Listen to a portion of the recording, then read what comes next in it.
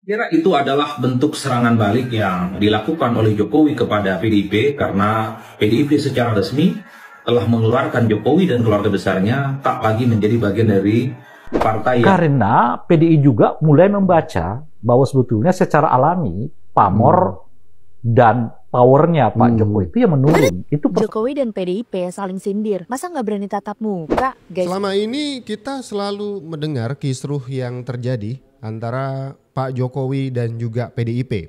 Lebih spesifik dengan Ibu Ketum Megawati Soekarno Putri dan juga elit-elit dari Partai Demokrasi Indonesia Perjuangan ini. Ada Hasto, ada Adian Apitupulu, ada Deddy Sitorus yang begitu vokal dan juga keras mengkritik Pak Jokowi, presiden ketujuh kita.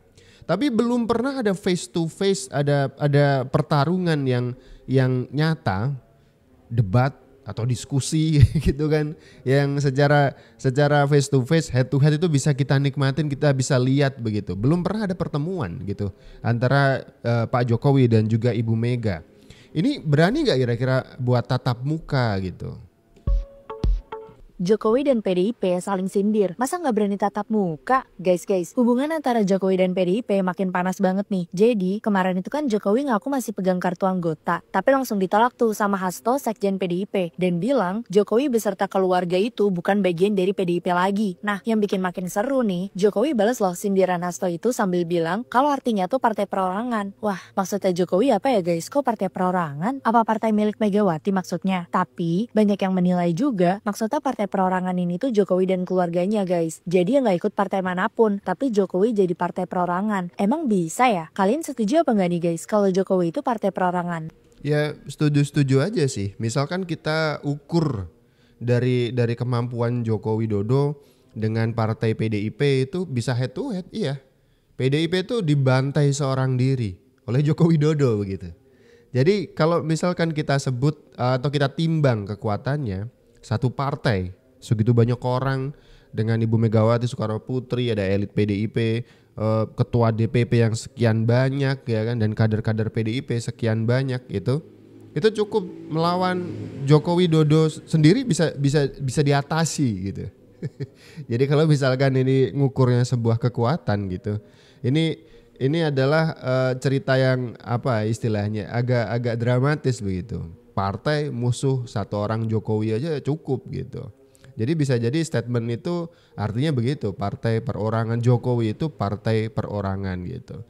Tapi ini menarik juga nih, dari sindir menyindir sejak awal 2023 sampai sekarang akhir 2024 begitu ya. Ini memang Joko Widodo dan juga Megawati Soekarno Putri tidak pernah bertemu tatap muka. Banyak serangan yang diarahkan ke Pak Jokowi dan juga keluarga cenderung tidak ditanggapi secara serius oleh Pak Jokowi. Pun kalau ditanggapi oleh anak-anaknya, cara menanggapinya juga dengan selengean gitu ya. Seperti misalkan Mulyono, Kaisang bikin rompi anak Mulyono. Samsul dipakai buat jersey futsal sama Gibran. Gitu cara menanggapi keluarga Jokowi gitu, dengan serangan-serangan yang kayaknya remeh dan receh begitu ya. Tapi kalau misalkan ini jadi ketemu, ini saya yang deg-degan. Kenapa? Bisa jadi ini buruk buat Bu Megawati Soekarno Putri. Iya, analisa saya begini. Effendi Simbolon saja ketemu Jokowi pada saat kampanye Ridwan Kamil di Jakarta, itu efek atau akibat dari pertemuan itu adalah pemecatan bagi Effendi Simbolon. Kalau kalian nonton press conference yang dijelaskan oleh Seno PDIP yang kemudian diperkuat oleh Hasto ya kan, pertemuan kader PDIP Effendi Simbolon dengan Pak Jokowi itu menjadi salah satu alasan kenapa Effendi Simbolon harus dipecat. Pertemuan itu saja itu dimaknai sebagai sebuah dosa besar di mata PDIP bagi para kadernya. Jadi saya khawatir kalau benar Ibu Mega ketemu Jokowi, Bu Mega nanti akan dipecat sama Hasto. Kan jadi lucu. Hasto sudah bikin aturan nih, siapapun yang ketemu Pak Jokowi, kader PDIP semua ya, dipecat. Jadi kalau ini netizen bilang ini Bu Megawati sama Pak Jokowi nggak berani ketemu, cuman sindir menyindir, nggak gitu. Masalahnya kalau beneran ketemu, Ibu Mega yang dikhawatirkan bakal dipecat Hasto. Jadi lucu. Saya mulai dari ini dulu ya, dari kenapa PDI sekarang berani? Karena dua pertimbangan. Pertimbangan pertama tentu nggak ada lagi hajat politik yang mereka harus bareng-bareng lah ya. Bukan, yang mereka harus Beririsan jaga lah, diri itu loh beririsan. kira-kira. Oh iya Iya kan? Kalau di Pilpres itu kan mereka harus jaga diri. Iya. Di Pilkada juga begitu. Udah kan? selesai lah Udah ya. selesai sekarang. 4 tahun ke depan udah kosong, nggak Tidak ada hajatan resikonya politik. lah ya. Kalaupun sekarang dikeluarkan bla bla, faktanya memang kan nggak ada nggak ada cacian orang, nggak ada kritikan orang, nggak ada ini orang terhadap PDI Perjuangan hari ini ketika mereka secara terbuka mengatakan telah mengeluarkan Pak Jokowi dari keanggotaan PDI Perjuangan. Kan datar gitu loh kira-kira ya. Nah itu pertimbangan pertama gitu. Nah pertimbangan kedua, sesuai dengan Anda sebutkan itu tadi, tanyakan tadi itu.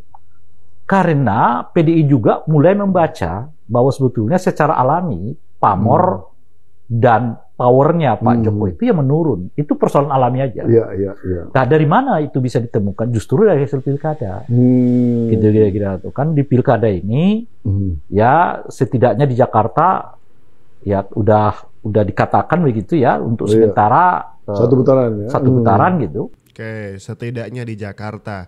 Saya kira satu-satunya wilayah yang bisa dibanggakan Jakarta gitu. Bali itu enggak deh.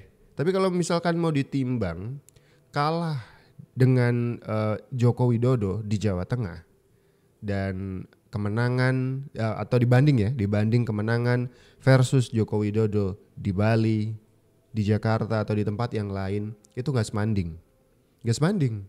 Ibaratnya menang di Jakarta itu istilahnya menang di pertempuran lain gitu. Tapi kalah di Jawa Tengah itu berarti terusir dari rumah. Jadi menurut saya PDIP mungkin sekarang sedang membanggakan saya menang di Jakarta. Karena ya cuman itu yang mereka tahu dan cuman itu yang mereka punya gitu sekarang. Karena yang menjadi rumah mereka, Jawa Tengah, sudah tidak bisa lagi mereka sebut sebagai rumah begitu. Iya masuk akal saja. Tapi kemudian analisa dari Ray Rangkuti, analis politik yang cenderung berpihak atau analisa-analisanya itu berpihak ke PDIP menyebutkan kenapa baru sekarang Jokowi dipecat. Karena yang pertama adalah tidak ada cacian yang diarahkan ke PDIP ketika Jokowi dipecat sekarang. Analisanya sekarang adalah waktu yang tepat, dengan begitu tidak akan diserang atau tidak muncul resistensi dari masyarakat bawah ketika Jokowi dipecat dari PDIP. Saya setuju. 100%, 110% setuju. Justru reaksi dari netizen ketika Pak Hasto mengumumkan Pak Jokowi dan keluarga bukan lagi anggota dari Partai Demokrasi Indonesia Perjuangan, bersyukur. Iya, banyak sekali netizen yang kemudian nulis di kolom komentar gitu ya. Alhamdulillah sekarang Pak Jokowi tidak lagi di bawah kungkungan Partai Merah gitu. Alhamdulillah sekarang Pak Jokowi sudah tidak lagi terjajah, disebut sebagai pengkhianat. Justru bersyukur. Iya saya setuju itu. Saya setuju tidak ada cacian. Justru yang ada adalah ungkapan rasa bersyukur Pak Jokowi sekarang tidak lagi dieksploitasi tanda kutip oleh Partai Demokrasi Indonesia Perjuangan. Karena secara rapor Pak Jokowi ini politiknya mentereng. Mau gak mau nih harus diakuin juga dan harus legowo. Kalau ada orang yang menyebut PDIP itu dompleng juga. Nama besar dari seorang Joko Widodo. Iya dong. Harus mau disebut begitu juga. Maka ketika Pak Jokowi itu dilempar, itu justru kalau menghitung-hitung, itu kekurangan ada di kubu PDIP. Karena politisi sebesar Pak Jokowi kemudian dipecat, dikeluarkan, tidak bisa lagi dikapitalisasi, pamor dan juga power politiknya, ya kerugian di pihak siapa? Pihak yang mecat kan. Oke. Yang kedua adalah Ray Rangkuti menyebut bahwa ternyata keputusan untuk pecat Jokowi sekarang itu didasari karena analisa power Jokowi sekarang menurun. Setidaknya di Jakarta masih dimenangkan oleh PDIP. Saya akan mengulangi kalimat saya yang awal. Iya, kata setidaknya itu memang kayaknya bukan setidaknya. Satu-satunya gitu ya. Selain Bali dan beberapa daerah lain yang tidak terlalu signifikan untuk dimenangkan, bukan wilayah kunci maksud saya. Itu yang bisa dibanggakan oleh PDIP. Justru karena itu sedikit yang bisa dibanggakan Jakarta, Bali. Karena di daerah lain disikat sama Jokowi. Buktinya di Jawa Tengah siapa? Jokowi yang memenangkan pertarungan. PDIP versus Jokowi di Jawa Tengah, Jokowi menyembelih banteng di rumahnya sendiri begitu. Jadi kalau misalkan analisa Ray Rangkuti menyebutkan power Jokowi mulai melemah, kayaknya harus dilihat dari sudut pandang yang lain. Ini kalau tidak sekuat ini, PDIP menang di Jawa Tengah. Dia akan masih menguasai kandangnya sendiri. Ini kandang, ini tuh harga diri PDIP. Jadi kalau PDIP terusir dari kandangnya, ini statement dari Jokowi. Saya masih sekuat itu loh. Itu kalau menurut saya. Dan kemudian masih dikasih Bali, masih dikasih Jakarta. Kita masih ingat bagaimana Jokowi di depan wartawan mengatakan, saya hadir di kampanye Ridwan Kamil, saya mendukung, tapi saya tidak menjanjikan kemenangan. Kalau boleh dicek, ada nih videonya gitu. Di situ sebenarnya Jokowi tidak all out seperti apa yang dilakukan di Jawa Tengah. Bisa jadi masih ngasih tempat buat PDIP dan juga Pramono Anung sebagai orang yang dekat dengan Jokowi di Jakarta. Bisa jadi itu artinya menang di Jakarta adalah belas kasihan seorang Jokowi. Bisa jadi. Dan Jawa Tengah diusir, disembelih banteng di sana, tapi kemudian masih dikasih Jakarta, Bali dan beberapa tempat lain. Itu artinya Jokowi tidak membunuh banteng dengan serta-merta. Dia cukup melukai di bagian yang sangat vital, yaitu Jawa Tengah, dan membiarkan banteng ini mati secara perlahan. Kira itu adalah bentuk serangan balik yang dilakukan oleh Jokowi kepada PDIP karena PDIP secara resmi telah mengeluarkan Jokowi dan keluarga besarnya tak lagi menjadi bagian dari partai yang telah membesarkan Jokowi sejak jadi wali kota di Solo, gubernur di Jakarta, dan presiden 2 periode. Tapi serangan balik yang disampaikan Jokowi ini sifatnya soft, karena Jokowi itu hanya memberikan satu clue bahwa itu adalah partai perseorangan. Sepertinya Jokowi ingin menyampaikan satu pesan bahwa selama ini di PDIP tak boleh ada satupun kader yang berani melakukan protes politik, apalagi melakukan resistensi kepada ketua umum mereka, Megawati Soekarno Putri. Karena memang harus diakui, the one and only, veto player yang bisa menentukan kemana arah keputusan partai, PDIP khususnya, itu memang selama ini memang terpusat pada Megawati Soekarno Putri. Jadi pernyataan Jokowi yang mengatakan bahwa itu berarti partai perseorangan, ini sepertinya dialamatkan kepada bagaimana keputusan politik partai itu memang hanya terpusat kepada Megawati Soekarno Putri sebagai ketua umumnya. Oleh karena itu, ya ini adalah bentuk reaksi dari Jokowi yang sepertinya memang Jokowi juga kelihatan tidak happy dikeluarkan dari PDIP. Karena memang selama ini kalau Jokowi ditanyakan bagaimana responnya, sikap politiknya terkait dengan PDIP, Jokowi itu kan terkesan diam dan tidak memberikan jawaban apapun. Tapi ketika Jokowi memberikan pernyataan bahwa itu adalah partai perseorangan, itu adalah sebagai bentuk reaksi kekecewaan dan kemarahan sepertinya, karena PDIP telah mengeluarkan Jokowi dari partai yang saya kira kebersamaan keduanya sudah cukup lama, sekitar 23 tahun. Jadi ini akan menjadi babak baru, di mana Jokowi secara definitif dan keluarga besarnya sudah tak lagi menjadi bagian dari PDIP.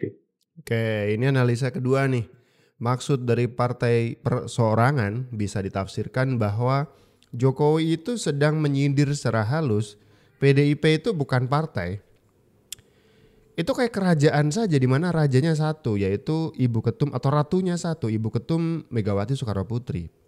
Jadi tidak ada unsur demokrasi di Partai Demokrasi Indonesia Perjuangan, di mana seharusnya ada proses demokrasi di sana, karena di dalam namanya saja mencantumkan kalimat atau kata demokrasi begitu. Keputusan semua terpusat di satu orang, yaitu ketua umum.